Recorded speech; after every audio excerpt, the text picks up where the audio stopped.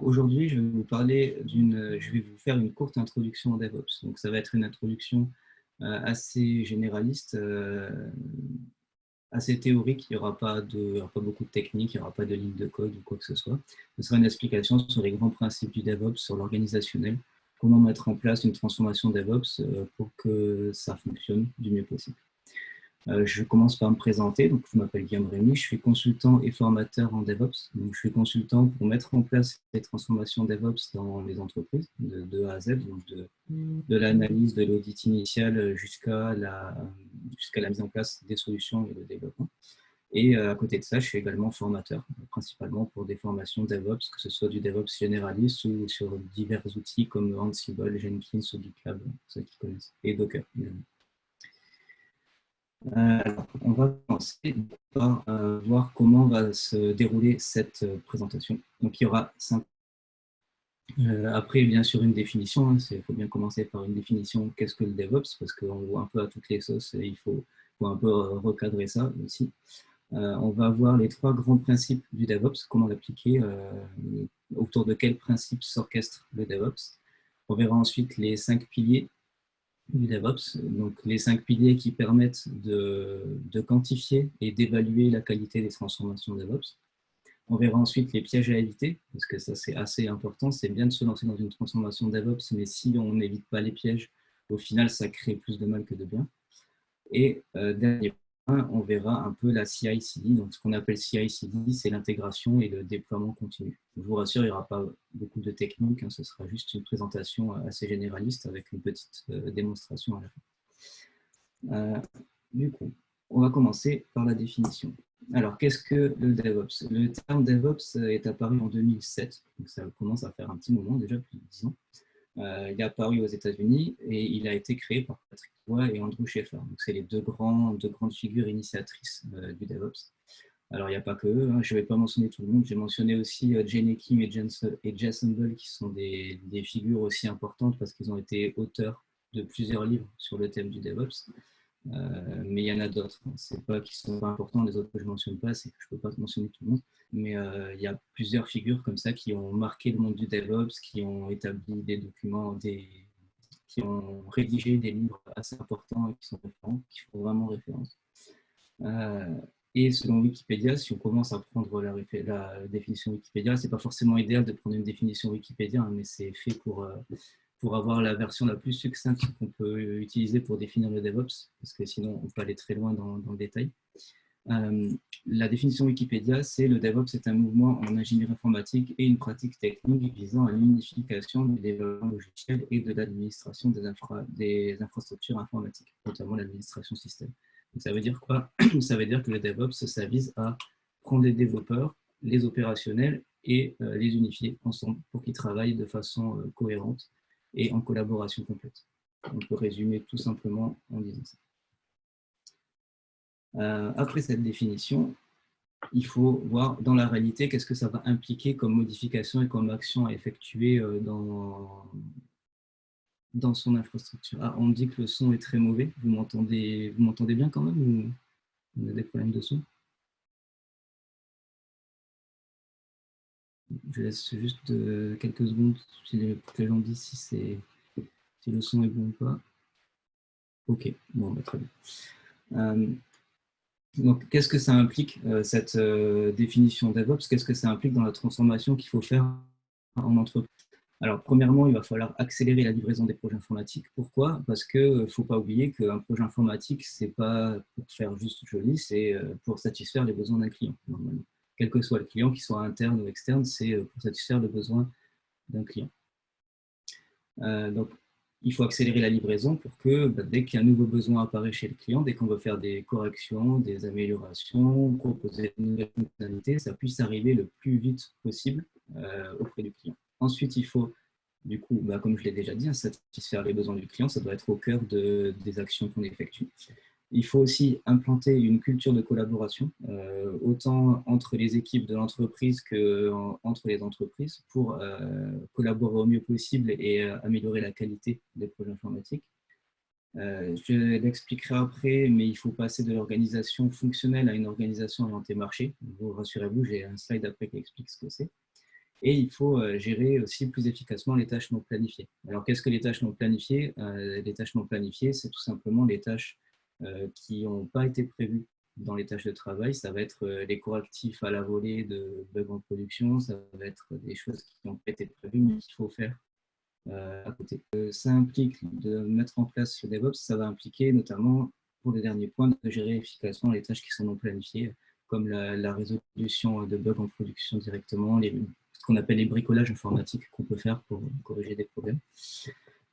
Et pour mettre tout ça en place, on va automatiser beaucoup de choses. Alors pourquoi automatiser? Pas pour dire que l'humain n'est pas important. C'est tout simplement pour dire que on va faire que l'humain se concentre sur les tâches pour lesquelles il est expert, tout simplement. Parce que si on automatise, le principe par exemple d'aller automatiser l'envoi d'un fichier sur un serveur, ça a tout son sens parce que si c'est un humain qui le fait, ça ne va rien apporter de plus que ce soit un humain qui le fasse. Et au contraire, si on a plusieurs tâches à faire, qu'on est pris par plusieurs choses, qu'on le fait manuellement, c'est beaucoup plus sujet à erreur que si c'est automatisé et que c'est tracé, surtout. L'intérêt de l'automatisation, c'est aussi qu'on trace tout ce qui est automatisé, donc on sait ce qui a été fait et quand. C'est le gros avantage d'automatiser, donc c'est pour ça qu'il faut le faire en DevOps pour garantir la qualité des projets informatiques. Là, j'ai mis une image de XKCD, pour ceux qui connaissent, c'est une référence qui est humoristique en fait et qui reflète en théorie qu'est-ce que l'automatisation peut apporter et dans la réalité ce que ça donne. Alors, l'image de la réalité, en fait, c'est ce qui se passe quand on n'applique pas correctement les principes du DevOps. Donc, on a ici une courbe qui représente, en fonction du temps, le temps de travail que ça va nous demander. Donc, là, ici, on automatise, on écrit du code, on débug le code qu'on a écrit pour automatiser, on le réécrit et puis on retravaille dessus tout le temps. En fait, constamment, on n'arrête jamais de développer le script, les choses qui font l'automatisation. Et du coup, au final, on perd plus de temps qu'on en gagne. Donc ça, c'est bien sûr ce qu'il faut éviter. Nous, grâce au DevOps, on va arriver à ce qui est montré dans la théorie, c'est-à-dire à avoir un petit temps pour automatiser au début, et puis à la fin, de gagner beaucoup de temps et de passer beaucoup moins de temps et d'avoir plus de temps libre pour se concentrer, bien sûr, sur notre expertise, sur les choses qui sont importantes et intéressantes et qui répondent aux besoins clés. Tout à l'heure, j'ai parlé, je reviens un peu sur le slide là, j'ai parlé en avant-dernier point de l'organisation orientée fonctionnelle et de l'organisation orientée marché. Donc ici, on a un schéma qui représente ces deux organisations. À gauche, on a l'organisation orientée fonctionnelle. On s'aperçoit dans cette organisation que chaque fonctionnalité, c'est-à-dire les gestionnaires de bases de données, les gestionnaires de machines virtuelles, gestionnaires de réseaux, gestionnaires de serveurs, sont chacun dans des équipes dédiées à ces fonctions.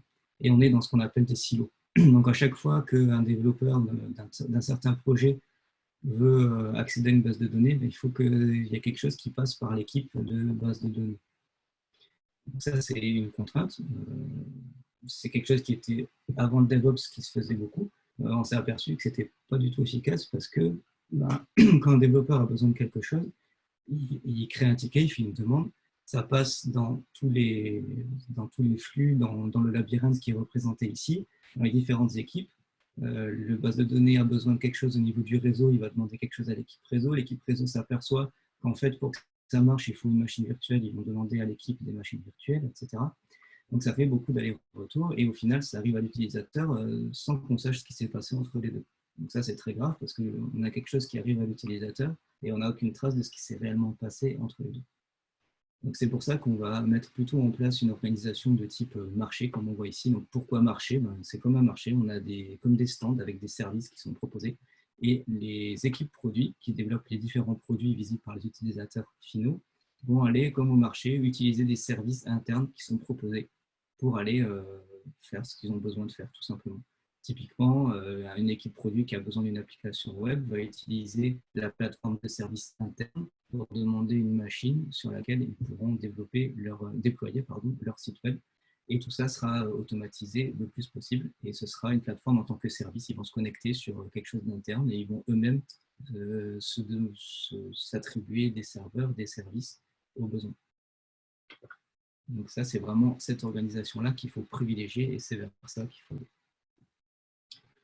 Là, on a vu vraiment de très haut ce qu'est le DevOps. C'est vraiment une vision très globale. On a survolé. Là, on va un peu détailler en voyant les trois grands principes qui sont inhérents au DevOps. En fait, les trois grands principes qui sont mentionnés, notamment dans la Bible du DevOps, le DevOps Handbook, pour ceux qui ne connaissent pas, là, je l'ai ici. Donc, c'est vraiment un livre, le livre de référence qui a été établi notamment par les auteurs que j'ai mentionnés dans mes premiers slides. Qui est toujours la référence. À côté de ça, ces auteurs-là ont aussi écrit d'autres livres comme le projet Phoenix, pour ceux qui en ont entendu parler, ou le projet Licorne, comme celui que j'ai ici. Le projet Licorne, qui en fait sont des histoires, c'est des romans tout simplement, mais qui expliquent la vie dans une entreprise et qui mettent en exergue pas mal de points intéressants qui sont liés au DevOps. Et dans ces livres-là, du coup, on voit de façon très évidente qu'il y a trois principes qu'il faut respecter pour le DevOps. Donc, les trois principes sont ici. On a l'optimisation du flux de développement. Donc, ça veut dire quoi? Ça veut dire on va essayer le plus rapidement possible d'aller du développeur jusqu'à l'opérationnel.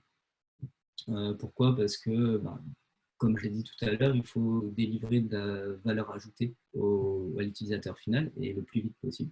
C'est pour ça qu'on va accélérer le flux le plus vite possible. Mais il faut l'accélérer en gardant la qualité du code, même en améliorant la qualité du code, même si possible. Deuxième point, il faut amplifier les boucles de retour. Ça veut dire que les développeurs, ceux qui ont initié, qui ont développé les fonctionnalités, doivent obligatoirement avoir un retour sur comment se passent leurs fonctionnalités en production. Et dernier point, il faut mettre en place, c'est même le point le plus important dans le sens, ça n'a rien de technique, mais c'est primordial. Il faut mettre en place une culture, une nouvelle culture dans l'entreprise, dans les équipes, pour favoriser l'expérimentation, l'apprentissage continu. C'est vraiment primordial, c'est grâce à ça qu'on améliore constamment la qualité des projets informatiques.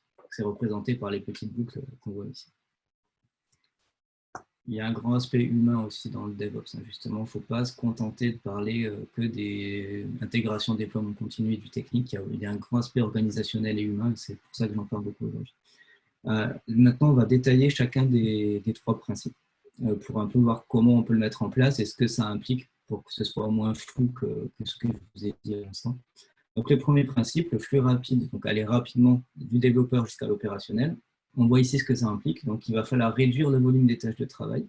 Ça veut dire que au lieu d'avoir une tâche globale, développer un site web, on va sectionner tout ça en petites tâches. Ça permettra de beaucoup mieux les gérer, de beaucoup mieux les séquencer, etc. J'ai une question. Les développeurs sont principalement composés d'architectes. Pas forcément. Non, c'est architecte, c'est un métier à part entière qui n'est pas forcément directement lié aux développeurs aussi. Enfin, on peut avoir un architecte logiciel qui va concevoir la solution, les développeurs qui vont la mettre en place. Mais après, il fait partie, effectivement, on peut considérer qu'il fait partie de l'équipe des développeurs, qui fait partie de l'équipe en amont qui va créer les fonctionnalités. Donc, je reviens à ce que je disais. Donc, on va réduire le volume des tâches pour mieux les gérer. On va aussi rendre ces tâches visibles, c'est-à-dire on va utiliser des tableaux Kanban. Je montre à quoi ressemble un tableau Kanban dans le slide juste après. On va ensuite limiter les travaux en cours, ce qu'on appelle le work in progress. Pourquoi? Ça, c'est intuitif. On va essayer de ne pas avoir trop de travaux en cours. Pourquoi? Parce que sinon, ça fait un entonnoir, ça bloque. Et comme dans une chaîne d'usine, s'il y a trop de choses en cours, au final, on a la matière première qui s'amasse avant la chaîne de production. Donc, il faut éviter au maximum d'avoir trop de work in progress. On va réduire le nombre d'échanges. Alors, qu'est-ce qu'on appelle échange? C'est les hand-off en anglais, c'est les passages de main à main, c'est-à-dire transférer son travail à personne ou à une autre équipe. Donc, on va réduire au maximum ça. Pourquoi? Ça, c'est intuitif aussi. Forcément, s'il y a beaucoup d'échanges, à chaque fois, il faudra expliquer le texte. Il faut que la personne qui récupère le projet ou la tâche se réapproprie l'historique de la tâche, etc. etc. Et ça, c'est sujet à erreur à chaque fois, à des pertes d'informations surtout. Donc, il faut réduire au maximum. Dernière chose, il faut aussi identifier et élever les contraintes. Alors ça, c'est très important. Qu'est-ce que ça veut dire élever une contrainte? Élever une contrainte, c'est tout simplement mettre des ressources en place, mettre des capacités supplémentaires pour que cette contrainte puisse effectuer son travail correctement. Donc, on va identifier où sont les contraintes et ensuite, on va faire ce qu'il faut pour que cette contrainte-là puisse traiter l'ensemble du travail qui lui est demandé. J'ai mis une citation intéressante du Dr Goldratt dans un livre référence industrielle qui s'appelle Beyond the Goal. si vous avez entendu parler. Ce livre, en fait, traite de beaucoup de sujets sur l'industrialisation et comment optimiser les flux dans l'industrie. Et il a une citation qui dit « Dans une chaîne de valeur, le flux circule dans une seule direction et il y a toujours une et une seule contrainte. Toute amélioration non effectuée sur cette contrainte est une illusion. » Alors, si on décrypte un peu ça, en fait, ça veut dire que si on effectue une amélioration à n'importe quel endroit dans notre projet informatique, mais que ce n'est pas sur la contrainte, en fait, ça n'aura aucun effet final. Ça ne va pas améliorer la rapidité du projet, ça ne va pas améliorer la qualité du projet auprès du client, ça ne va pas accélérer la mise en place de quelque opération que ce soit, ça servira à rien. C'est pour ça que identifier les contraintes, c'est une étape, la première étape qu'il faut, il faut y penser de toute façon dès le début, à identifier les contraintes pour pouvoir faire en sorte qu'elles puissent traiter tout leur travail. Et dernier point, il faut réduire les corvées, les épreuves. Alors, dans Beyond the Goal, Dr. Goldberg, il appelle ça les gaspillages. Ensuite, ça a été renommé pour être un peu plus humain, on appelle ça les corvées et les épreuves. Les corvées et les épreuves, en fait, ça va être toutes les tâches qui sont superflues, on va dire, qui vont rajouter du délai pour le client, mais qui vont n'avoir aucune valeur ajoutée. Typiquement, ce qu'on appelle les actions héroïques, quand il y a un problème sur l'applicatif, quand il y a quelque chose qui est cassé, en quelque sorte. L'action héroïque va consister à aller bricoler pour réparer vite cette erreur, pour remettre en service le système. Ça, typiquement, c'est une corvée ou une épreuve qu'il faut éviter le plus possible parce que c'est une tâche qui n'a pas été planifiée, qui prend du temps et qui est très dangereuse. Je vous parlais du tableau Kanban. Ici, vous avez un exemple.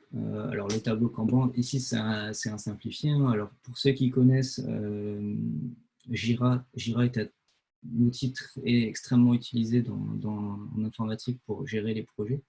Et il permet de créer des tableaux Kanban de ce type-là.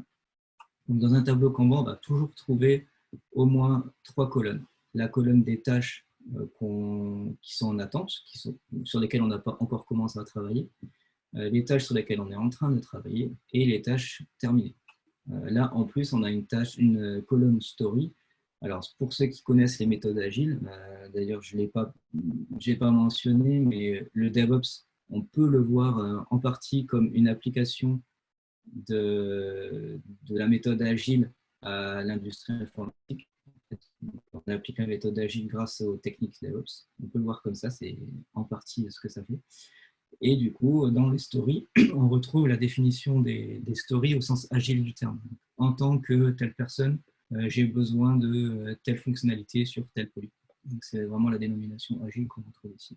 Un tableau Kanban, c'est ça, et ça doit toujours exister pour tous les projets, pour pouvoir tracer toutes les tâches et faire le contrôle, ce qu'on appelle le contrôle des changements, vérifier ce qui est fait, savoir ce qu'il y a à faire, et s'assurer que le work in progress, donc que les travaux en cours ne sont pas trop nombreux, qu'on n'ait pas le phénomène d'entonnoir que j'ai mentionné tout à l'heure.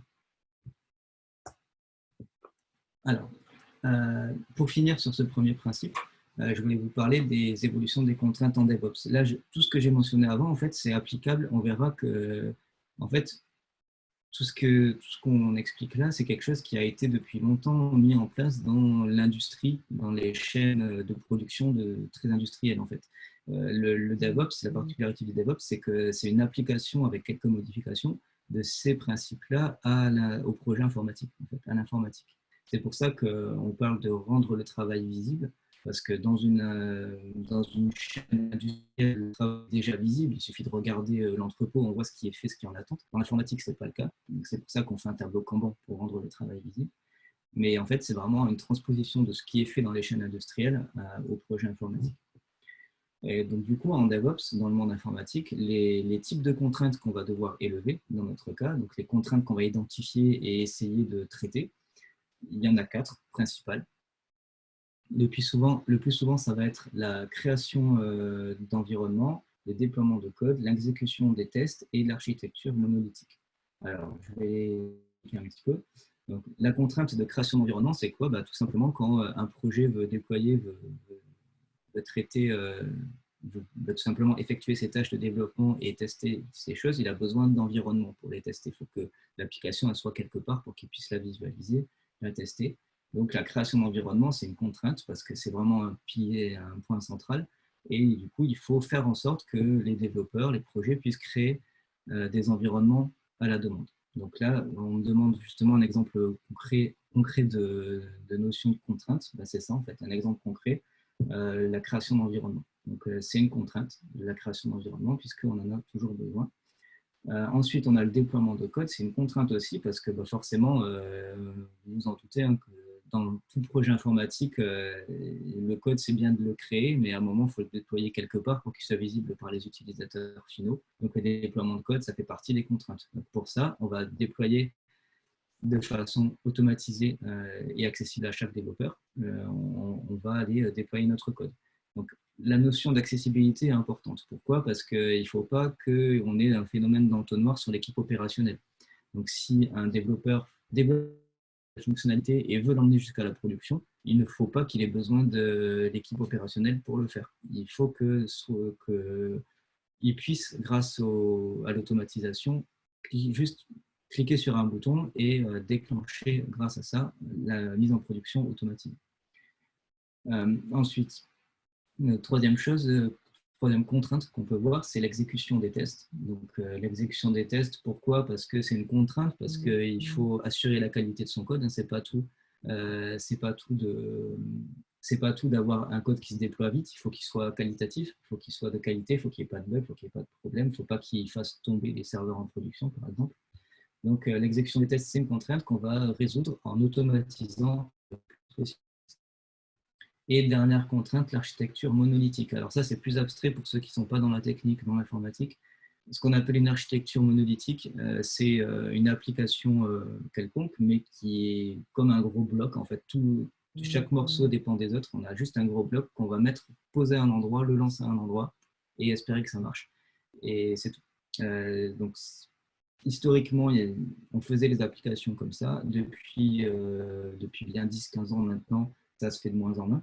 On va plutôt utiliser des architectures de type microservices. Microservices, c'est quoi? C'est au contraire, au lieu d'avoir un gros bloc qu'on pose à un endroit et qui est autonome, on va avoir plein de petits services qui sont des petits services qui sont mis en place potentiellement sur des serveurs différents, à d'autres endroits dans le monde, etc., et qui vont juste communiquer entre eux, et qui sont autonomes les uns des autres, qui sont vraiment autonomes chacun pour garantir que quand on veut modifier un des éléments, on ne perturbe pas le développement des autres éléments.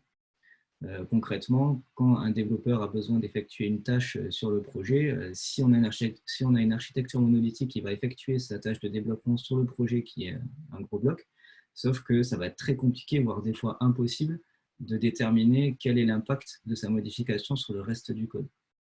Alors que si on a des microservices qui sont indépendants les uns des autres, qui ont des interfaces bien connues pour communiquer entre eux, ben du coup, si on modifie un des microservices, tant qu'on ne modifie pas l'interface, on est assuré que ça n'a aucun impact sur le reste. Donc, du coup, ça permet vraiment de cloisonner les tâches et de garantir encore un peu plus la qualité du code. Maintenant, on passe au deuxième principe, donc la boucle de retour. Alors, la boucle de retour, si vous vous rappelez, c'est quand je vous ai expliqué que les applications qui tournent en production doivent avoir un retour vers les développeurs pour que la personne qui a créé la fonctionnalité puisse savoir comment ça se passe quand l'application est vue par les utilisateurs. Donc, pour mettre ça en place, on va faire 5 étapes. On va d'abord créer de la télé ou du monitoring, pour ceux qui connaissent. On va aller analyser cette télémétrie pour voir pour voir tout simplement ce qu'il en est et pouvoir tirer des conclusions de fonctionnement en production. On va aller mettre en place des retours pour assurer les déploiements. Donc, les retours, ça veut dire que quand un déploiement se produit, il faut que les développeurs aient un retour sur comment s'est passé le déploiement. Est-ce que ça s'est bien passé? Est-ce qu'il y a eu des échecs? Quelles sont les performances de ce qu'on vient de déployer, par exemple? On va intégrer les développements hypothétiques et les tests AB. Alors, j'en parlerai un peu plus en détail après. Pour le principe, les tests AB, en fait, tout simplement, c'est qu'on va avoir deux versions différentes de l'application qui seront hébergées chacune sur un serveur, sauf que quand les utilisateurs vont vouloir accéder à votre application, ils vont accéder aléatoirement, ils vont accéder à une version ou l'autre. Ils vont accéder à la version A, la version B de façon aléatoire. Et ça vous permet de tester des hypothèses de développement. Vous pouvez tester, voir les performances de chacune des versions et déduire laquelle est la meilleure. Et dernière chose, on va aller mettre en place des revues de code et des procédés de coordination. Donc ça veut dire quoi? Tout simplement, c'est qu'un développeur qui développe une fonctionnalité, il ne va pas être le seul à avoir vu son code. Il va développer, il va attendre, ou tout simplement, il va développer aussi en équipe ou en binôme avec d'autres développeurs pour que le code il n'ait pas été vu et créé par une seule personne, mais qu'il ait été vérifié et fait en équipe, en vraie équipe vraiment, pour que la qualité du code soit mieux.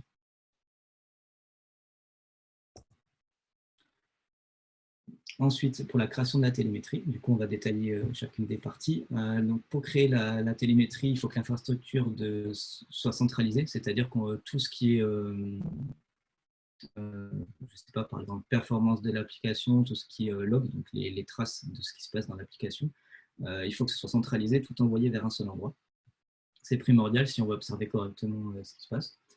Ensuite, on va mettre en place du traçage dans les applications. Donc, ça veut dire que les développeurs devront rajouter dans le code de l'application des choses qui permettent de remonter des informations explicitement sur ce qui se passe dans l'application. Ça permettra, grâce à la centralisation, d'avoir une vision centralisée de tout ce qui se passe partout.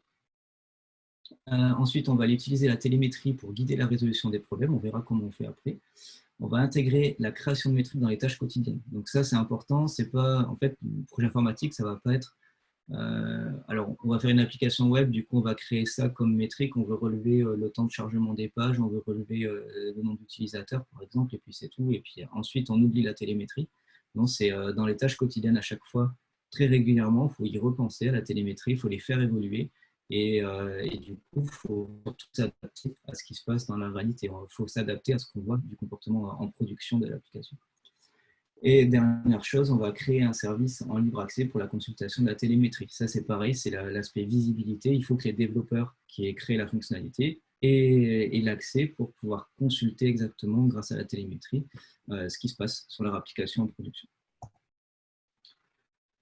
Pour l'analyse, donc j'en ai parlé avant. Alors, il y a plusieurs façons d'analyser. Alors, c'est un peu mathématique, je vous rassure, il n'y aura pas de formule, hein, c'est juste des notions que je vais évoquer comme ça. Donc, pour prédire les métriques, on va utiliser plusieurs méthodes. Si on a des distributions gaussiennes, donc pour ceux qui ne connaissent pas, c'est pas grave, hein. Il y a plusieurs types de distributions de données. Il y a les gaussiennes, c'est-à-dire celles qui sont plutôt, on va dire, homogènes, et celles qui sont non gaussiennes, typiquement le nombre de connexions sur un site web ou ce genre de choses, c'est non gaussien. Le temps de chargement d'une page, par exemple, c'est plutôt une distribution gaussienne. On a plusieurs types de distributions dans les données qu'on va récupérer grâce à la télémétrie. Et quand c'est du gaussien, c'est assez facile, il suffit de faire des moyennes, de faire des dérivations standards, c'est-à-dire de voir si la métrique chute ou elle augmente très vite, de voir si elle dépasse un certain seuil, ça suffit pour analyser. Quand c'est une distribution non gaussienne, de type le nombre de connexions à une page, là, on va être obligé d'utiliser de la détection d'anomalies beaucoup plus poussée par transformée de Fourier ou par test de Kolmogorov-Smirnov pour détecter des patterns, des schémas en fait, et des changements de schéma pour que, grâce à la prédiction, on voit qu'en fait, il ne suit pas un schéma, que la métrique, la télémétrie ne suit pas le schéma habituel qui a été prédit par le modèle. Un autre point important pour analyser la télémétrie, il faut toujours avoir en tête d'analyser les incidents passés. Quand on veut aller plus loin, même certains disent qu'il faut même, quand on arrive sur un projet qui est existant, il faut carrément supprimer toutes les alertes qui sont dans la télémétrie, c'est-à-dire tout ce qui est ce qu'on a prédit avant, les seuils, les envois d'emails quand une certaine valeur dépasse un seuil, etc. Il faut tout supprimer, tout ça. Et il faut laisser les incidents se produire. Et en fait, à chaque fois qu'un incident se produit, on va créer l'alerte qui va être destinée à détecter cet incident au plus tôt et à l'éviter. Donc, grâce à ça, on aura un système propre où on n'aura que des alertes qui vont détecter au plus tôt les incidents. Parce qu'il ne faut pas oublier que le but de la télémétrie, c'est d'éviter les incidents aussi et de s'assurer que ça se comporte correctement en production. Donc, il faut les détecter au plus tôt. Si on prend un exemple, quand en fait on a une augmentation de la temps de chargement de page, ouais, par exemple quand on consulte un site web et qu'on se rend compte dans la télémétrie que le temps de chargement de la page est de plus en plus élevé, ça peut être un signe précurseur que l'équilibre de charge est prêt à être surchargé. Un équilibre de charge, je rappelle, c'est un serveur qui a avant le site et qui permet de répartir la charge de trafic réseau entre les différents serveurs. Donc, on peut avoir des télémétries comme ça qui nous donnent des signes en fait, précurseurs à des produits. Alors, au niveau de... Il y a une question, est-ce qu'on aura accès aux slides après? Donc ça, je ne sais pas. Je laisse Malte répondre. Pardon, juste pour les slides, etc. Effectivement, j'ai dit au tout début, la vidéo sera en replay sur Malte Academy. Voilà, donc vous Je pense pourrez la que c'est revisionner. plutôt sur les slides au format PDF ou autre. Ça, si c'est possible, s'il y a possibilité de les partager avec Malte, je peux fournir le PDF. Oui, on peut faire comme ça, pas de souci. Du coup, pour les personnes qui souhaiteraient avoir les slides, vous pouvez me le demander sur community@malt.com et je leur ferai suivre. Alors, pour la télémétrie, donc là, on en a fini un peu avec les maths. Je voulais juste vous montrer un schéma, une image, un graphe, pour être plus technique. Donc, un graphe d'une métrique. Donc là, en fait, là, c'est un volume de transaction, c'est-à-dire c'est un volume d'utilisation de certains services, donc sûrement une base de données. On voit ici qu'il y a des transactions des fois, on a des forts volumes de transactions, des fois, ça baisse, etc. etc. Si on utilise une distribution, si on part du principe que c'est une distribution gaussienne et qu'on veut juste faire de la déviation standard, c'est-à-dire vérifier qu'il y a une forte augmentation, une forte diminution, ou alors voir une moyenne, on constate qu'ici, on ne reçoit pas d'alerte au bon moment. On voit ici qu'il y a une baisse vers la fin de la courbe, il y a une baisse anormale des transactions, et c'est ça qu'on voudrait voir et on voudrait être alerté à ce moment-là. Si on utilise la dérivation standard ou les moyennes, on ne sera pas alerté parce qu'en fait, les diminutions et augmentations ne sont pas spécialement choquantes. En fait, ça se fait petit à petit. Donc, c'est très compliqué avec ce modèle-là de les estimer. C'est pour ça qu'on va plutôt utiliser le Kolmogorov-Smirnov. Donc, ça, c'est un exemple d'utilisation du Kolmogorov-Smirnov. En fait, c'est un système de patterns, de schémas qui se reproduit. Et là, il se rend compte, grâce à Kolmogorov-Smirnov, on se rend compte qu'ici, en fait, ça, tout d'un coup, hop, ça ne suit plus du tout le schéma. Donc là, grâce à ce test Kolmogorov-Smirnov, il va lever une alerte, il va se rendre compte qu'on a une baisse anormale des transactions. Voilà, ça, c'était juste un exemple. Un exemple d'outil intéressant pour la télémétrie. Oui, effectivement. Alors, la télémétrie, alors l'outil que personnellement j'utilise le plus, qui est, je pense, le plus utilisé dans l'industrie et qui est en plus open source et de bonne qualité, c'est Grafana. Moi, c'est vraiment Grafana que je préconise. Il y en a d'autres, mais là, je me concentre plutôt là-dessus. Ensuite, les retours qui assurent les déploiements. Alors, j'avais parlé tout à l'heure qu'il faut que le développeur qui déploie une fonctionnalité doit... Ah, on me dit que ça va couper. Donc, je répète, l'outil intéressant, c'est Grafana. Grafana est un outil vraiment le plus utilisé pour la télémétrie. Ça permet d'avoir des graphiques assez évolués. Je pourrais même, après la présentation, je vous ferai une petite démonstration. Je montrerai un tableau de bord Grafana pour vous montrer à quoi ça ressemble. Donc, au niveau des retours qu'il y a sur les déploiements, donc, quand un développeur développe une fonctionnalité, il faut qu'il sache si cette fonctionnalité se déroule correctement et se déroule comme attendu plutôt en production. Par principe, il ne faut jamais considérer qu'une tâche de développement est terminée tant que ce n'est pas en train de fonctionner correctement et comme attendu en production. Donc ça, c'est un grand changement par rapport à ce qui était fait dans les schémas d'avant le DevOps. Avant le DevOps, le développeur il fait sa fonctionnalité, il envoyait ça sur le serveur de gestion de code et c'était fini pour lui, c'est bon, j'ai fait ma tâche, j'ai développé. Mais il ne savait jamais si le programme il tournait correctement en production ou pas. Avec le modèle DevOps, c'est pas pareil. Comme on a une boucle de retour, comme le développeur peut savoir comment ça se passe en production, il considère que c'est terminé que quand il constate que sa fonctionnalité fonctionne vraiment comme attendu en production. Non, Grafana, c'est pas du tout la partie graphique de Kibana. Grafana, en fait, c'est un visualiseur de time series, donc c'est des données liées à des données temporelles. Et c'est indépendant complètement de LK. On peut très bien brancher Grafana sur une source Elasticsearch qui est liée à la stack ELK. Mais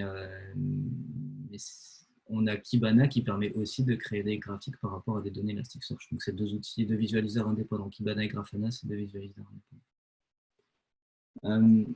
Ensuite, il faut impliquer l'ensemble des équipes dans les astreintes. Donc là, j'ai l'exemple où je n'ai pas dit juste avant, Etsy. Donc Etsy, c'est une référence dans l'application du DevOps parce que dans les débuts du DevOps, dans les années 2010, Etsy, qui est une société américaine de vente par correspondance, il me semble, with site de e-commerce, ils ont appliqué le DevOps en 2010 et ça a eu un effet, ils l'ont appliqué vraiment à la lettre avec les grands principes et ils ont eu des performances vraiment énormes.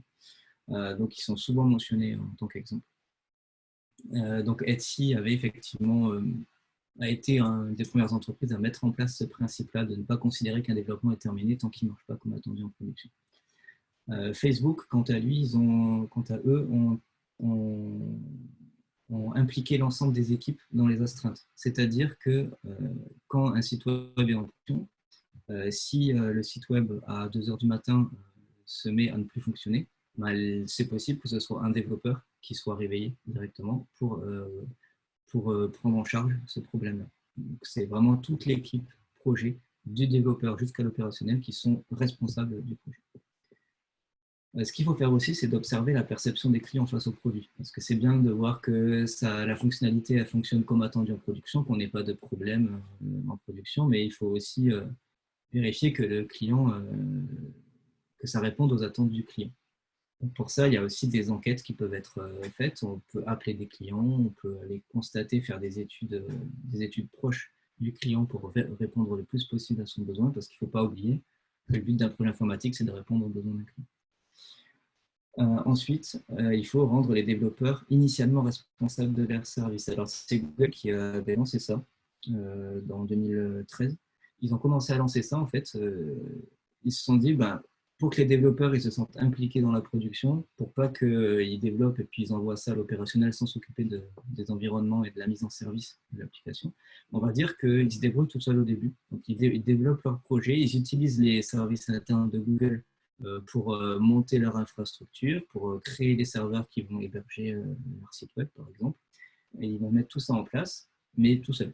Et une fois que ça fonctionne, une fois que les alertes sont en place, une fois que la télémétrie est en place, etc., et que les indicateurs sont corrects, c'est-à-dire qu'il n'y a pas trop d'alertes, qu'ils ne sont pas spammés d'alertes, que l'application fonctionne correctement, etc. Quand tous les indicateurs sont bons, ils délèguent après l'exécution de l'application à l'équipe dédiée à l'opérationnel, qui pourra gérer l'infrastructure. Donc cette méthode-là, ça permet de rendre les développeurs beaucoup plus responsables en fait, de leurs produits, puisque c'est eux qui ont tout mis en place et surtout, ils savent comment ça fonctionne. Donc, ils font en sorte que le produit ne crée pas de problème pour ceux qui doivent l'administrer après.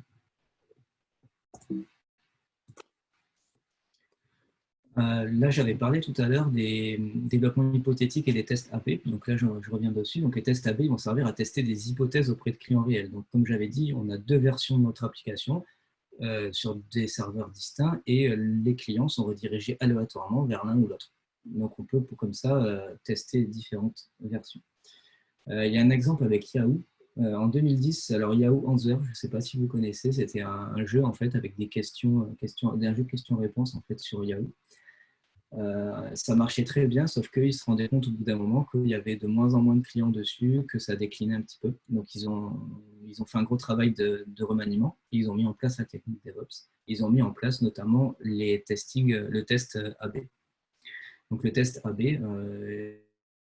c'est-à-dire comme c'était un site web, en fait, ils ont testé plusieurs versions d'interface, plusieurs questions, plusieurs types d'interactions que le client pouvait avoir avec le site.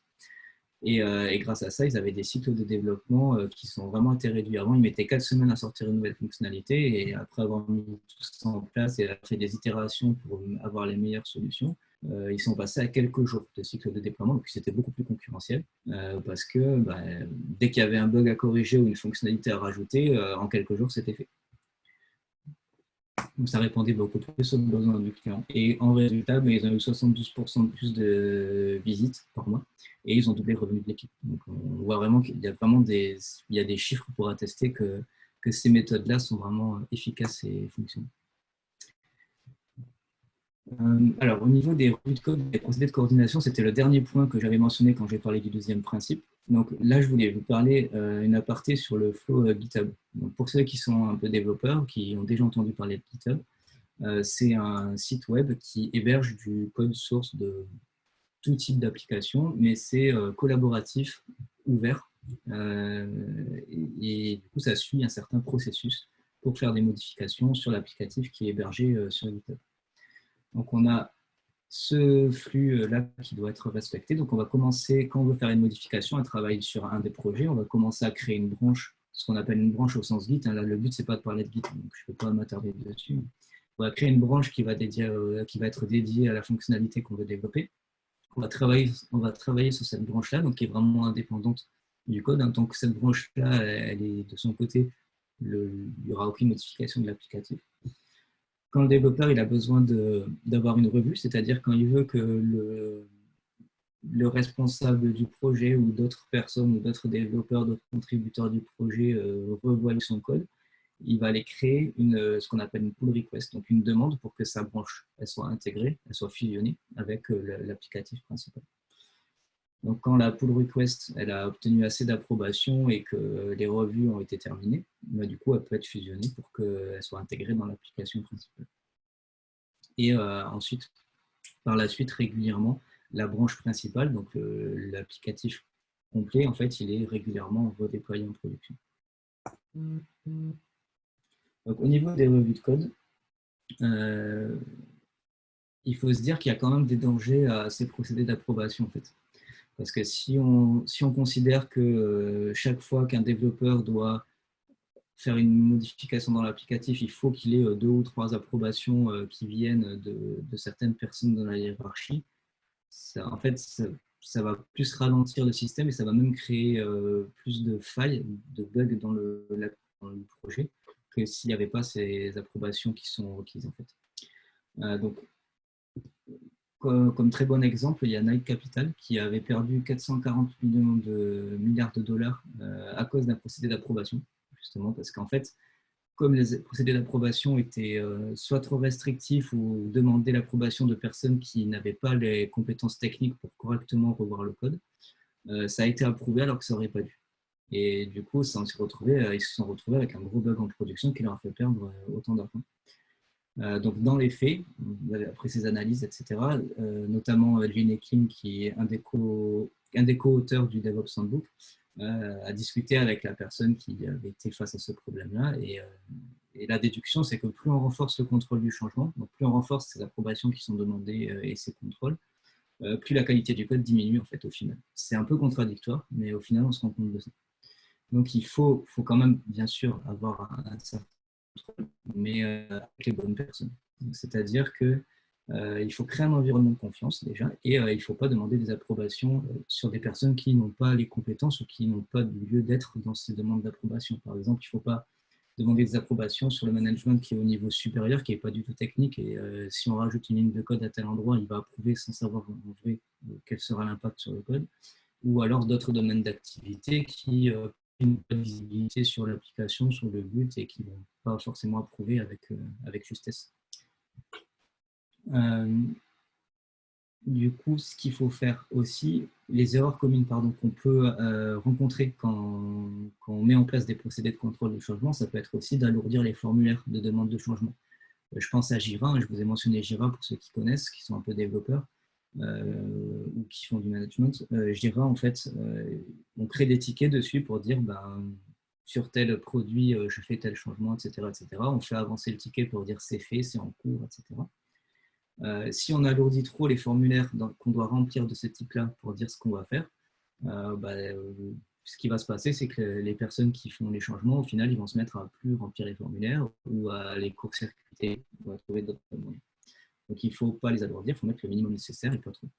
Et dernière chose, l'erreur commune aussi qu'il faut éviter, c'est d'allonger le temps de tâche pour mieux évaluer les demandes de changement. C'est-à-dire qu'on va volontairement ne pas approuver tout de suite le temps que telle personne dans tel bureau ait vraiment vérifié ça, alors que ce n'est pas forcément judicieux. Donc, il faut vraiment cibler, revoir vraiment l'organisation au niveau organisationnel pour que ce soit le plus efficace possible. On va passer maintenant au troisième principe. Ah oui, je cours en temps, je vais me dépêcher. Donc, le troisième principe, c'est l'apprentissage continu, l'expérimentation. Donc, le but, c'est vraiment d'établir une culture juste qui va favoriser le sentiment de sécurité dans l'équipe. Donc, certaines personnes, si vous êtes un peu adepte de la méthode agile, vous avez sûrement entendu parler de sécurité psychologique. C'est le sentiment de sécurité qu'on a dans une équipe, dans une entreprise. Donc, il faut vraiment que la culture soit en place pour que favorise l'expérimentation. Parce que, imaginons que ce soit une culture plutôt de punition. Dès qu'il y a une erreur quelque part, on se fait punir par son supérieur hiérarchique, que ce soit par un avertissement ou autre. Du coup, ça va moins favoriser l'expérimentation, ça va moins favoriser la qualité du code parce que les développeurs, ils auront peur de faire des choses. Ils vont juste faire vite fait le minimum qu'on leur demande en espérant que ça ne casse pas et ils ne vont jamais être tentés de dire « Ah, bah, il y a tel produit là-bas qui a l'air bien, je vais essayer de le mettre en place. » Et finalement, ils ne vont pas apporter des choses qui pourraient être intéressantes pour le projet. Donc, il faut vraiment qu'il y ait une culture juste et favoriser l'expérimentation. Ce qu'on va faire aussi, c'est qu'on va injecter des dysfonctionnements en production. Donc ça aussi, ça peut faire peur au début. On va volontairement casser des choses en production pour voir comment le système se comporte. Un bon exemple pour ça, le 21 avril en 2011, il y a eu un gros bug chez Amazon. Donc AWS, c'est les services cloud d'Amazon, pour ceux qui connaissent. Il y a eu un gros arrêt de tout ce qui était hébergé chez Amazon dans la zone US Est. Donc tout ça a provoqué l'arrêt de tous les sites qui dépendaient exclusivement de cette zone-là. Donc Reddit, Quora et d'autres. Tous les clients qui dépendent de cette zone-là ont eu un arrêt brutal et n'ont rien pu faire. Par contre, Netflix, eux, ils ont été quasiment pas impactés par cet arrêt de la zone US List. Alors pourquoi ils n'ont pas été impactés? Parce que eux, depuis 2009, ils avaient mis en place cette politique d'injecter des dysfonctionnements en production. Donc eux, ils s'étaient déjà dit on va essayer de dépendre le moins possible de certaines zones. Et ils avaient développé ce qu'il y avait en conséquence et ils avaient injecté des dysfonctionnements. Ils appellent ça le Chaos Monkey. Le Chaos Monkey, c'est comme son nom l'indique, un programme qui va aller tuer des serveurs un peu partout, n'importe comment. Il va aller simuler des crashs et des arrêts de serveurs inopinés un peu partout dans l'infrastructure. Donc, ils avaient, largement avant cette crise de 2011, ils avaient déployé leur Chaos Monkey qui avait largement testé la robustesse de leur système pour savoir qu'ils n'étaient pas dépendants d'une infrastructure. Et quand ils l'ont lancé, d'ailleurs, ce Chaos Monkey, ça a démontré des choses, des comportements auxquels ils ne s'attendaient jamais. Donc, du coup, ça n'a pas provoqué d'arrêt, ce dysfonctionnement, ça n'a pas provoqué d'arrêt au moment où ils ont lancé le Chaos Monkey parce qu'ils avaient prévu, justement, avant de lancer ça, ils n'ont pas fait n'importe comment, ils avaient prévu le développement pour ne pas dépendre des zones. Par contre, il y a eu des bugs quand même, il y a eu des problèmes.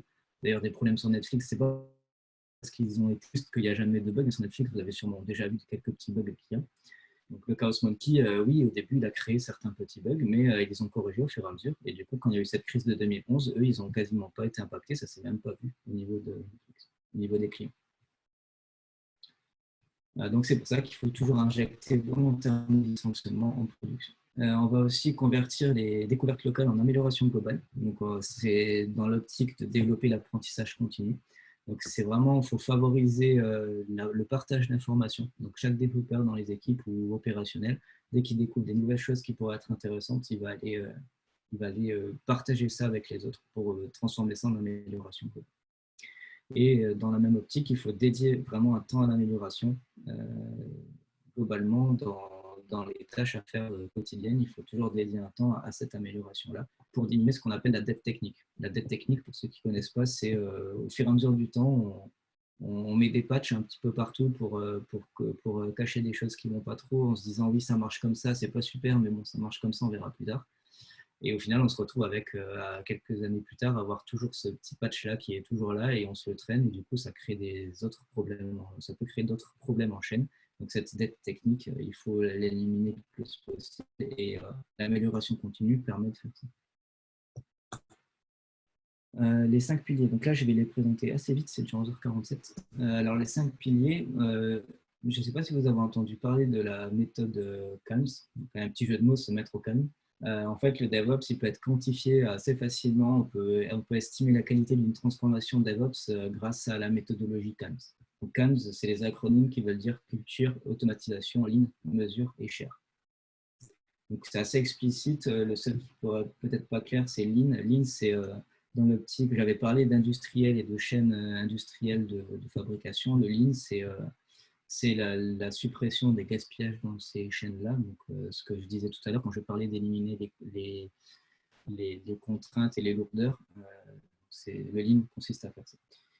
Et share, ça veut dire partager, hein, pour ceux qui sont pas anglais, bilingues. Donc la culture, le DevOps, donc, il va résoudre en premier lieu des problèmes humains. Comme je le disais, c'est vraiment c'est le troisième pilier et c'est essentiel dans le DevOps.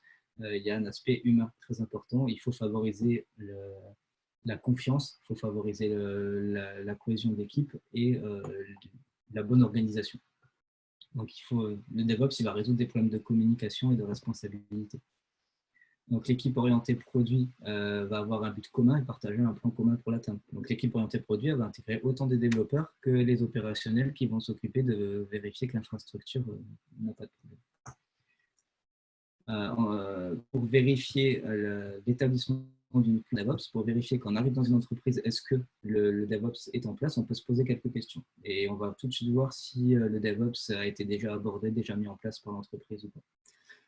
Les trois questions qu'on peut se poser, c'est celle-ci. Est-ce que les problèmes sont résolus par toute l'équipe produit? Est-ce que tous les membres de l'équipe partagent une vision commune? Est-ce que les post-mortem, alors un post-mortem, en gros, c'est un compte-rendu, une analyse après un incident pour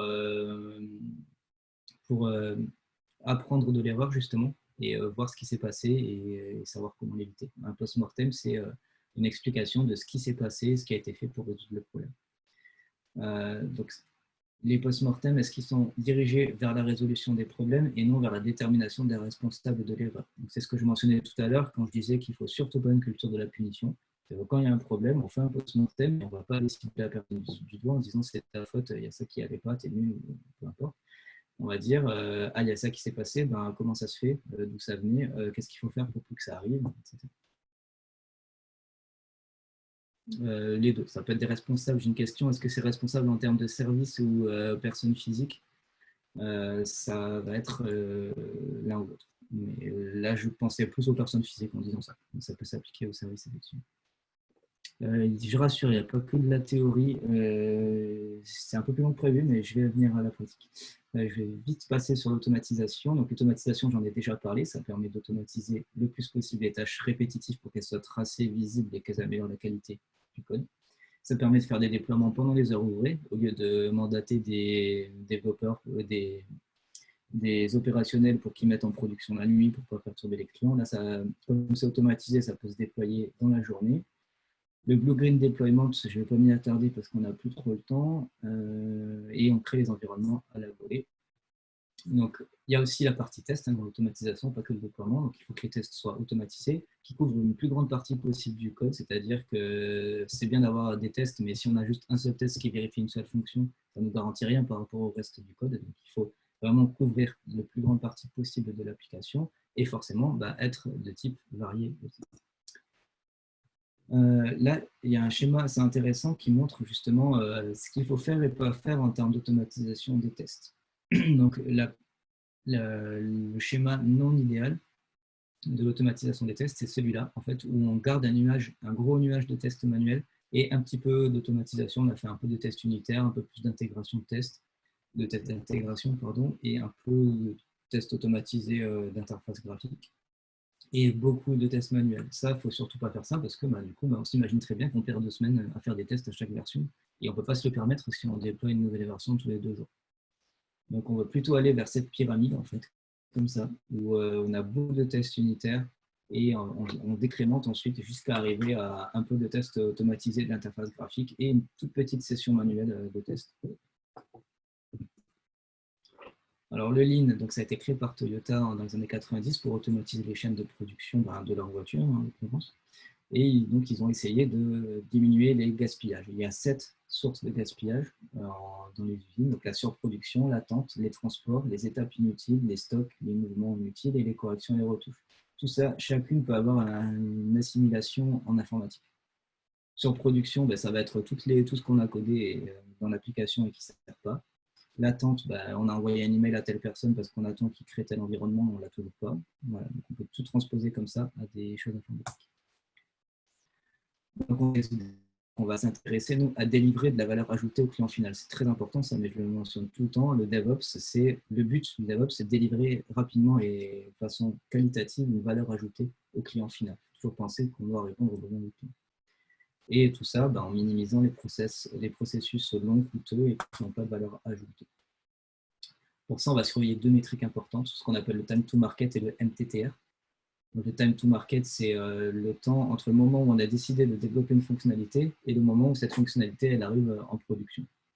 De la même façon, on a le MTTR, le In Time to Recovery, c'est en cas de problème, si l'applicatif est tombé tout simplement, combien de temps on va mettre pour le réparer.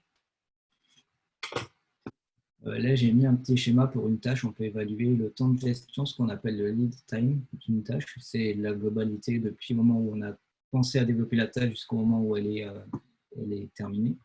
Et ensuite, on a le processing time, qui est le temps où on a vraiment travaillé sur la tâche. Donc, le but, c'est que le temps entre le moment où on a débuté, où on a créé le ticket et le moment où on a débuté le travail soit le plus petit possible. Parce que c'est du temps perdu. Pour ça, pour estimer tout ça, pour avoir vraiment quantifié, parce qu'il faut quantifier pour pouvoir estimer les améliorations que ça donne. Donc, pour quantifier ça, on utilise une value stream map. Donc, on va le voir après, c'est un schéma comme ça. Voilà. Donc, ça, c'est une value stream map initiale. On arrive dans un projet, on voit ça. Enfin, on détermine cette value stream map.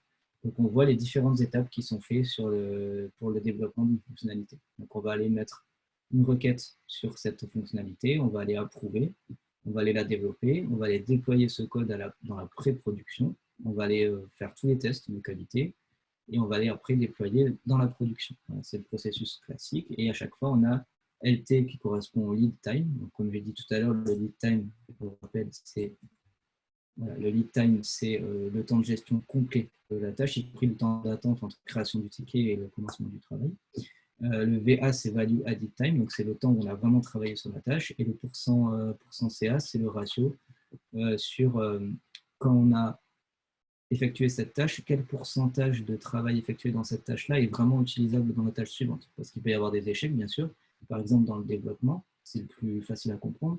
Dans le développement, imaginons qu'il y a un bug dans le code, en fait, ça ne marche pas au final. Du coup, quand on va aller déployer le code en pré-production, ce ne sera pas utilisable, il faudra revenir en arrière pour développer le correctif. Donc, c'est ça, le pourcent CA, c'est le pourcentage de choses qu'il faut reprendre après le passage à l'étape d'après. Et une fois qu'on a établi cette value stream map, on va établir une value stream map future.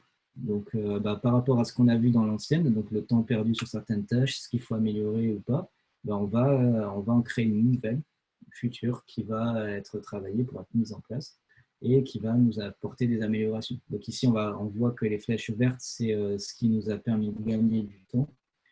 Les grises, c'est le même temps qu'avant. Et les rouges, c'est on a perdu un peu plus de temps. On perd un peu plus de temps sur ces tâches-là.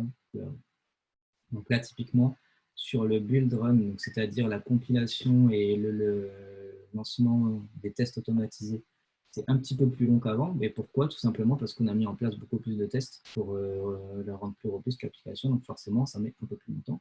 Par contre, on a des baisses de temps sur pas mal d'autres. Et on a rajouté quelque chose d'important.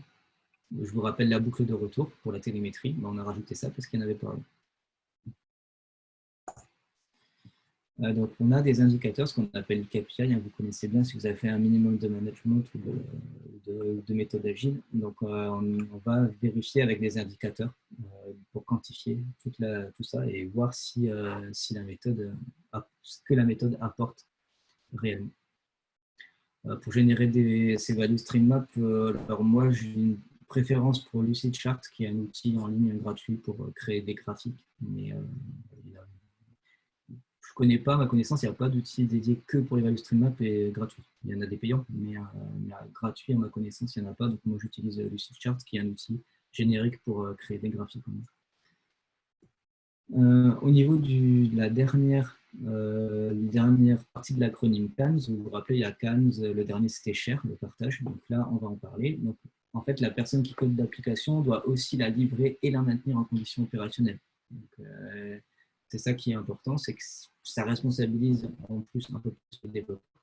Il va voir si ça ne marche pas en opérationnel, ce sera à lui de corriger son code si en opérationnel il y a des problèmes et que son application ne fonctionne pas correctement. Il faut aussi se rendre bien sûr disponible auprès des équipes des opérations. Il faut que les développeurs soient disponibles auprès des opérationnels pour construire vraiment une relation de confiance et que ce soit une synergie, que les opérationnels travaillent avec les développeurs. Alors, il y en a beaucoup qui pensent, enfin, dans l'arrivée du DevOps en France, il y a eu beaucoup de mouvements qui faisaient croire que le DevOps, c'était la suppression des opérationnels, que toutes les équipes d'exploitation, en fait, il n'y en avait plus besoin parce que tout allait être automatisé, qu'on allait utiliser des outils, les développeurs allaient utiliser des outils qui déploient tout seuls et qui n'avaient plus besoin. C'est complètement faux. C'est une synergie entre l'exploitation et les développeurs, c'est pas du tout la suppression des exploitations.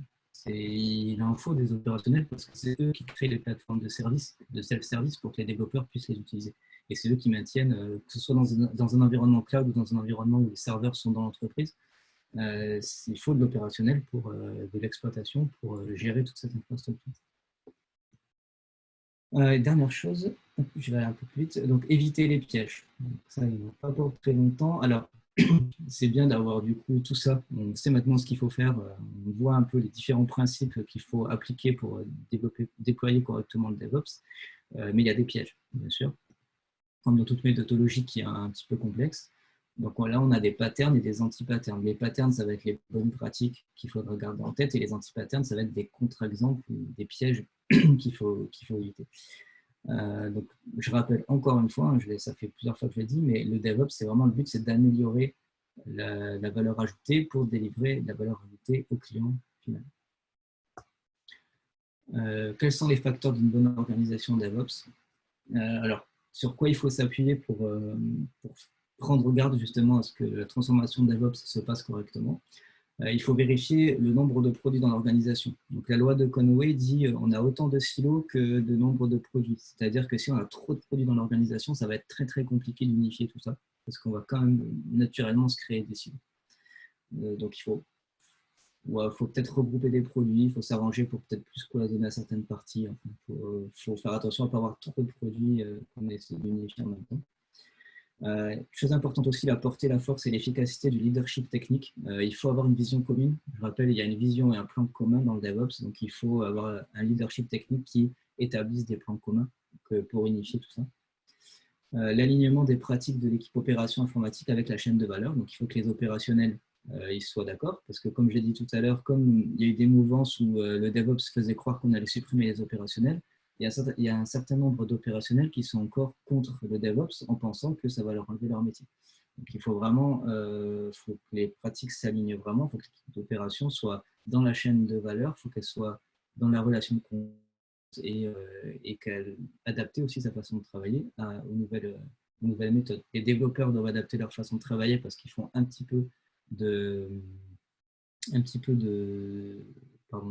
d'opérationnel parce qu'ils doivent s'assurer du déploiement de leur application. Les opérations, c'est un peu pareil. Il faut aussi qu'ils adaptent un peu leur travail pour être intégrés dans cette chaîne de valeur. Encore la chose suivante, ça va être l'envie ou la capacité d'une organisation à changer une faute de frappe. La capacité de changer l'organisation de ses départements, puisque en fait, ça va nécessiter des changements. Tous les silos techniques que j'avais présentés au début dans l'organisation fonctionnelle, les silos où on a l'équipe des bases de données, l'équipe réseau, etc., ces silos-là, il va falloir les supprimer. Donc, il faut que l'organisation soit prête à faire ces changements-là. C'est des gros changements de fond, donc il faut être prêt à le faire. Et dernière chose, la capacité et les compétences présentes dans les équipes. Donc, il faut s'assurer qu'il y ait les bonnes compétences et la capacité en termes de nombre de personnes nécessaires pour que tout fonctionne correctement. Alors, au niveau des anti-patterns, d'ailleurs par rapport au dernier point, les compétences présentes dans les équipes, j'ai un slide plus tard où je présenterai justement par rapport aux compétences, les types de profils qu'on peut avoir dans les ingénieurs et lesquels sont plus propices à s'intégrer dans une équipe DevOps.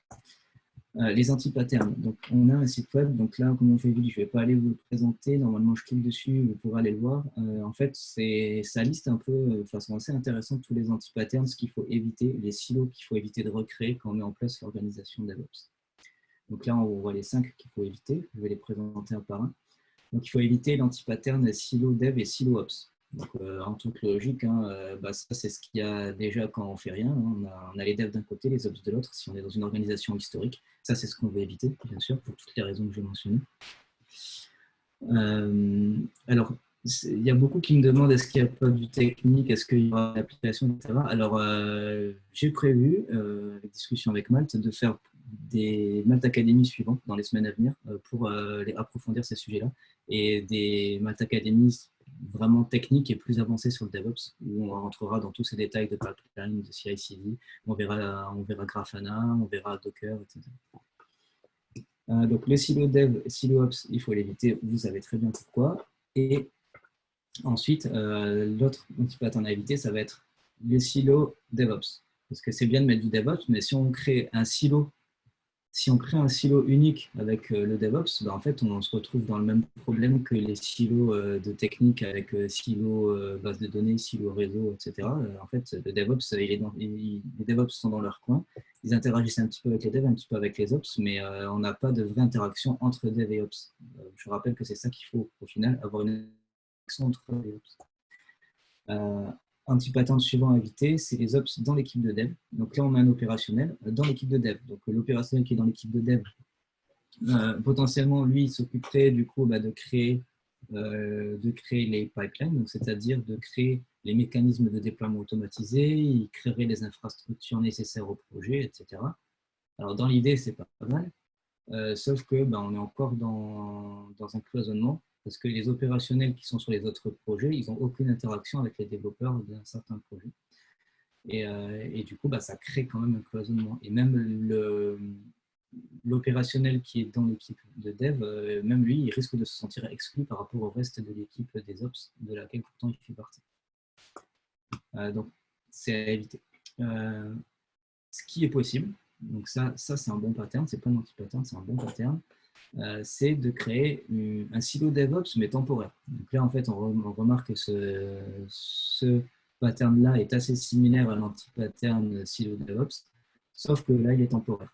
Donc là, le rôle des DevOps qui seront dans cette équipe, ça ne va pas être de faire tampon, de discuter avec les ops puis avec les devs, ça va être de créer une synergie entre dev et ops. En fait, ils ne vont pas aller se mettre entre les deux, ils vont tout simplement mettre en place des méthodologies pour que dev et ops communiquent correctement entre eux. C'est ça la grande différence. Et c'est visé à disparaître au bout d'un certain temps. C'est quelque chose de temporaire. Mettre ça en place et puis après, ils s'occupent d'un autre projet, d'une autre entreprise. Et les dev et ops pourront communiquer correctement entre eux et on aura la bonne synergie de ce qu'on voit des fois des deux cercles imbriqués dev et ops. J'avais parlé des profils d'ingénieurs qui ont plus de chances de s'intégrer dans une architecture d'équipe DevOps. Alors, bien sûr, ça ne veut pas dire que les autres profils ne peuvent pas faire partie des équipes qui ont adopté le DevOps. De toute façon, il y a besoin de toutes les compétences partout, mais les ingénieurs généralistes, donc ceux qui sont au milieu, sont plus propices à très vite prendre en main une organisation DevOps. Pourquoi? Parce qu'un ingénieur généraliste, il a des compétences assez variées et approfondies dans pas mal de domaines. Donc du coup, s'il doit développer un petit script dans un coin pour faire son déploiement automatisé, s'il doit faire telle ou telle chose, aller se connecter à distance sur une machine pour faire telle chose, en plus de son développement, ça ne lui posera pas de problème. Donc c'est pour ça que les ingénieurs généralistes sont un peu plus préconisés pour être DevOps. Alors que les ingénieurs spécialistes, alors eux, ils sont vraiment concentrés sur une seule méthodologie. Je pense beaucoup à certains silos de type base de données ou réseau. Donc, je prends l'exemple des bases de données. L'ingénieur est spécialiste Oracle, par exemple, ce qui est un type de base de données. Il est DBA Oracle. Du coup, il est vraiment spécialiste là-dedans. Si on sort de ce domaine-là, peu de compétences. Donc, dans une organisation DevOps, il créerait un entonnoir en fait, parce que dès qu'on a un problème Oracle, on viendrait vers lui et il créerait, en fait, il serait la source de nouvelles contraintes dont on a parlé tout à l'heure. Donc, il faudrait faire en sorte qu'on puisse gérer tout le travail qui arrive. Donc, ça pourrait créer une nouvelle source de contraintes. Mais bien sûr, il y en a besoin quand même, hein, parce qu'il faut toujours de l'expertise partout. Et des administrateurs de bases de données, il y en a toujours besoin. Donc, je ne dis pas qu'il ne faut pas les intégrer, mais d'une façon, du coup, adaptée. Les ingénieurs en E, donc en E, c'est qu'ils ont des très grandes expertises dans quelques domaines. Par exemple, une personne qui a commencé en faisant du développement pur Java, ensuite elle a fait du développement, elle s'est mise dans des applications de Django, par exemple en pur Python. Donc, il y a plusieurs expertises comme ça, assez approfondies, parce qu'il a fait plusieurs années dans chaque, mais dans quelques domaines. Et après, des connaissances un peu de loin sur certaines autres parties. Donc ça peut aussi bien marcher avec le DevOps, mais un petit peu moins que les généralistes, mais ils fonctionnent quand même bien, ils arrivent assez bien en général à s'intégrer dans l'architecture DevOps. Mais on les prendra justement, on les recrutera pour les expertises approfondies qu'ils ont dans les domaines ci. Alors que les ingénieurs généralistes, on les prendra plus en tant que DevOps généraliste, par exemple.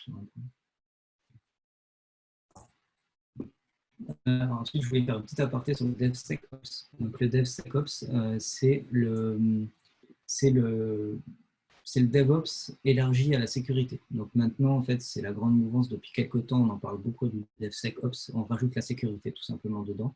Donc c'est pas on a le DevOps et puis on y colle la sécurité à côté. C'est on l'intègre comme toute la synergie du DevOps. On intègre la sécurité dans le DevOps pour que ça fasse partie du flux de développement, que ce soit intégré dès le début, qu'on fasse des analyses de risque du projet, etc.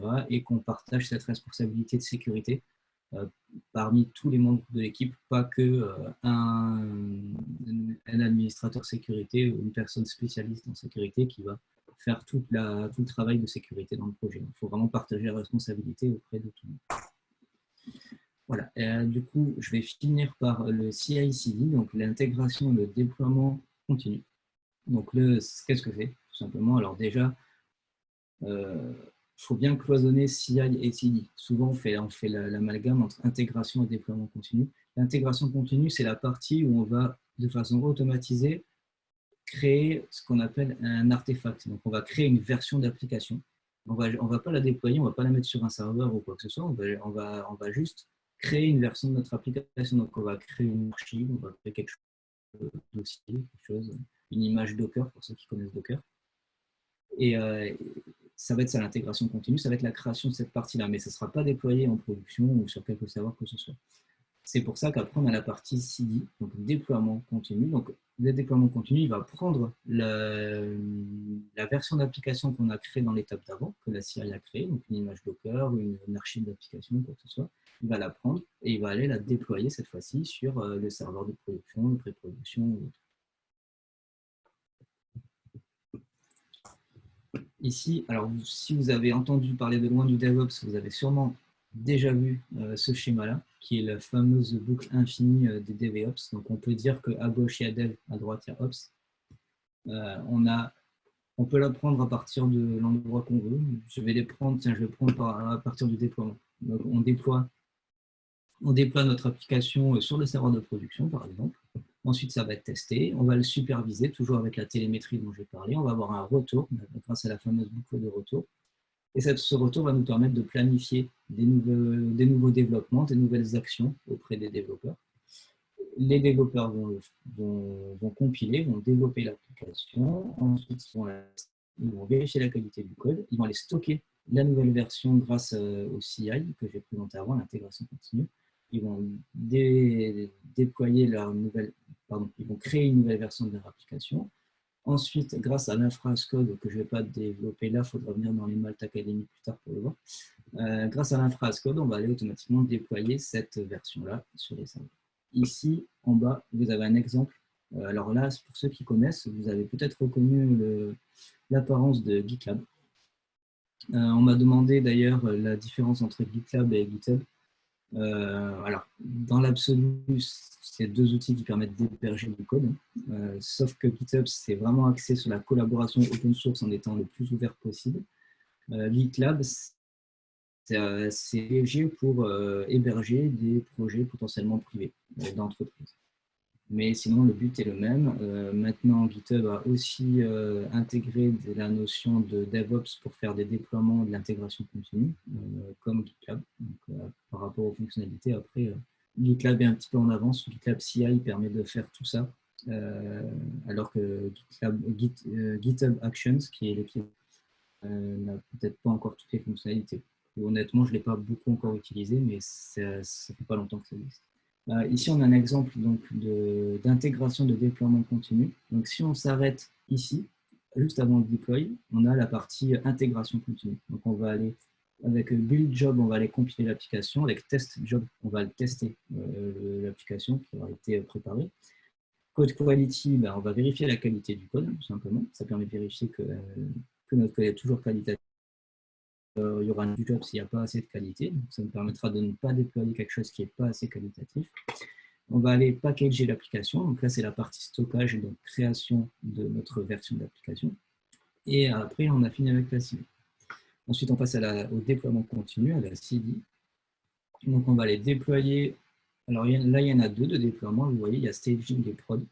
Donc, on va déployer en pré-production. Staging, c'est comme la pré-production. Donc, on va déployer en pré-production et en production. Et ensuite, à la fin, il y a encore des tests. On va tester les performances de l'application une fois qu'elle est en production. Ça permet de faire la fameuse boucle de retour de déploiement dont j'ai parlé tout à l'heure. Il faut savoir que ici, on voit un petit bouton play à côté de deploy prod job. Ça permet de dire qu'on déploie en production que sur action manuelle. Cette fois-ci, le déploiement en production, il faut qu'il y ait un développeur qui aille sur GitLab et qui clique sur le bouton pour déployer en production. Ça permet de s'assurer que tout marche bien déjà dans l'environnement de pré-production.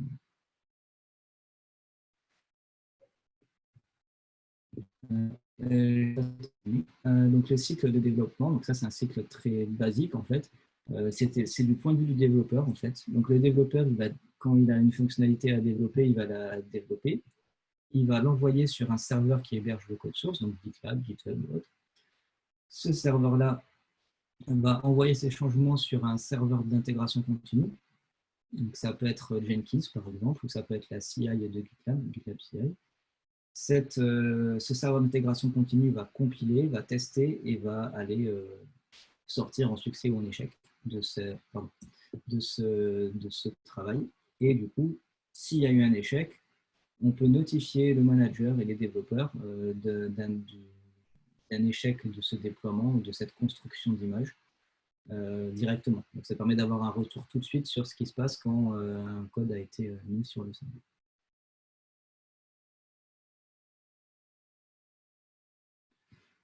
Voilà, donc là j'ai terminé avec la présentation. Est-ce que j'ai un peu de temps ouais, j'ai un tout peu de temps pour juste vous montrer comment ça se passe sur mon GitLab. Là, vous devez voir, je pense, mon écran. Voilà. Donc là, ça, c'est des pipelines. Donc ça veut dire que c'est le déroulement de la CI/CD sur GitLab CI. Donc on voit les différents jobs qui sont faits. Donc là, si je prends l'exemple de celui-là, c'est fait exprès, c'est en échec, hein, c'était pas la démo. Ici, on voit qu'on a npm test qui permet de faire les tests. Ensuite, on a une construction et un envoi d'une image Docker. Donc, quand on passe par Docker, il faudra venir dans les Academy suivants pour voir comment fonctionne Docker. Et après, on déploie. Donc là, le déploiement volontairement, il n'a pas fonctionné. Donc, on a juste la construction de l'image Docker et l'image Docker est envoyée vers un stockage d'image Docker quelque part. Et tout ça est fait de façon automatisée. Dès que sur notre gestionnaire de code source, on pousse du nouveau code, il va faire tout ça. On aura une image Docker associée à chaque élément, à chaque nouveau code qui a été envoyé sur la branche principale du projet. Ici, j'ai un exemple de pipeline un peu plus complet. Voilà, ici. Là, on a 6 étapes. Voilà, donc là, c'est celui que j'ai mis en capture d'écran sur les slides. En fait, on a le deploy staging. Là, je vais vous montrer. Ah oui, code quality job. Donc ça, c'est pour estimer la qualité du code. Donc là, tout à l'heure, je vous ai dit, on estime la qualité du code. Alors c'est bien, mais on aimerait bien visualiser le rapport de cette étude qui a été faite, parce qu'on a analysé la qualité, mais nous, on ne sait pas, sans aller voir quelle est la qualité qui a été déterminée par GitLab. Donc là, en fait, ce job-là, il a créé ce qu'on appelle des artefacts. Donc en fait, des artefacts, c'est un stockage d'un certain fichier pour ce job-là en particulier. Donc on peut aller les consulter. Et si on va les consulter, on se retrouve dans un dossier et on a une page web. Et si on va sur la page web, en fait, voilà, on a un rapport de qualité du code qui nous est donné directement. Donc ça, c'est très efficace et très puissant. On peut même faire un échec du job s'il y a trop d'erreurs dans l'analyse de code, pour éviter que ce soit déployé si la qualité n'est pas au rendez-vous. Et si on veut l'améliorer en continu, ben on va de temps en temps consulter le rapport et aller voir ce qui ne va pas, ce qui préconise de faire. Voilà, donc si je reviens au pipeline, là, ici, moi j'ai déployé sur Docker. Donc là, en fait, quand il a analysé la qualité du code, après l'analyse, il a créé les images Docker qui vont bien, il les a envoyées vers la partie GitLab qui héberge les images Docker.